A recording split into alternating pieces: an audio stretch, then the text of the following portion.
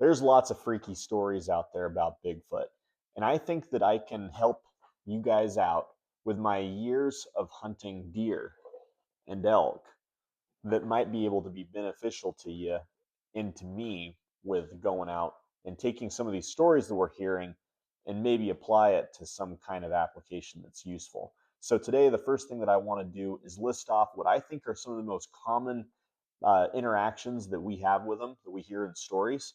And then I want to connect the dots of the things that I do with hunting that I think will be really beneficial for us with going out and actually finding this thing one day. And if we don't, we spend a heck of a lot of time out in the woods, and that sounds like a freaking win to me. So, the first most common interaction that I've noticed from the stories, and you'll probably agree, is I call them like investigative stories. So, or curiosity. So, the Bigfoot is wandering around the camp. The people are out there, they're singing their songs, they're roasting marshmallows, and they can hear something out in the woods that's really spooky. They shine a flashlight out there, and they don't see anything, or maybe they see a flash of fur, but there's something out there checking them out, and it's giving them the heebie-jeebies. They're not necessarily looking for Bigfoot, or maybe they are. It doesn't matter. But there's something out there in the woods, and they don't like it. This thing is not, you know, threatening them. It's not necessarily, uh, trying to drive them out. It's just really curious. Now, obviously, this is going to be super simplified because there's tons of crossover. The second most common uh, encounter, if you will, I think is like where you've got a hiker or a hunter that's sneaking around the woods, and all of a sudden they just stumble upon it. My friend, when I was in Boy Scouts, that told me the story of him and all of his scouts coming across a Bigfoot that stumbles out of the wood by a water tank. That's an example of that. There's a story that I shared a few weeks ago of someone going down by the creek and stumbling upon a Bigfoot because the sound of the water made it so that Bigfoot couldn't hear them and vice versa. That's an example of, you stumble upon it, and then like everyone's surprised. The third is, I think, the most rare, which is that the animal's feeling territorial and defensive. Now, you might be saying to yourself, well, you could have a situation where a Bigfoot comes and is checking out your camp and then gets defensive, or is feeling defensive and is checking out. I get all that. And I agree. You could have like a hunter stumble into a Bigfoot, and then the Bigfoot's surprised and gets defensive. I'm not trying to oversimplify it and say that there's not all kinds of blends. I'm just saying that this is just some of the different ways that we encounter them. In the next stage of this video is if you're trying to find anything, whether it's a deer, a Bigfoot, a duck, whatever it is you're hunting, the way that you present yourself to it changes your strategy.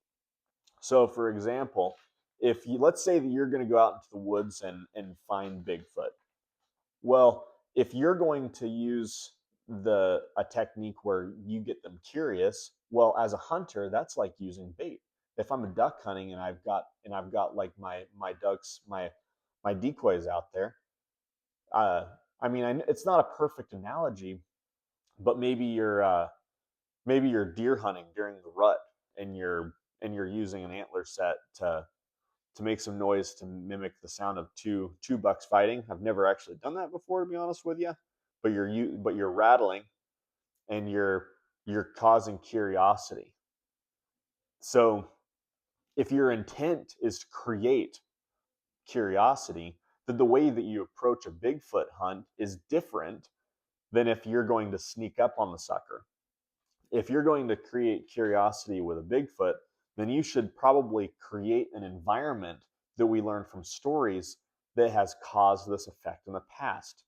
Campfires, guitars, having women in the camp has also been noted. I don't know how legitimate that is, but there's lots of different ways to be out in the middle of the woods where you're not sneaking around, don't have a bunch of camera equipment everywhere, where you just seem kind of normal.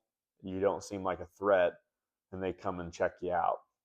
So if your intent is to do the decoy thing, you're approaching it differently than, for example, going back to my parallel to hunting deer. If you're trying to sneak up on something, like you're sneaking up on a deer or elk or whatever, then you should probably have like a lot of scent control. Where, in my experience as a hunter, I actually really, this is like a little bit of a tangent, I digress, but I think that it's more about the wind, less about covering your scent. Because if you spray yourself with pee and the wind's blowing the wrong direction to a deer, excuse me, you're just going to smell like a human covered in pee. Play the wind if you're going to be trying to sneak up on it. Control how noisy it is. You don't want to have like, you know, you don't want to have your clothes be making all kinds of racket if you're going to be using this technique. I think that clothes is going to be way more important in a scenario where you're trying to stalk and look for prints and then try to find this thing. And then of course, I think that the most, I mean, when we're talking about aggressive encounters, there's been countless stories that I've heard of people at camp where something from curiosity turns to, you know, rocks flying into your tent, which is obviously horrific.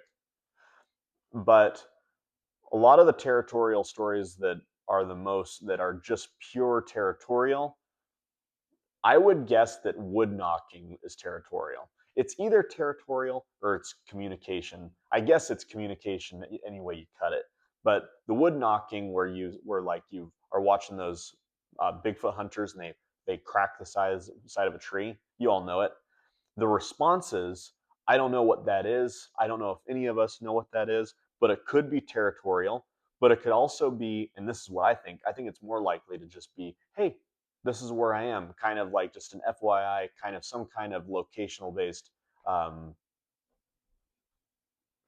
letting you know where you are. Anyways, stories that I've heard that are purely antagonistic, like territorial.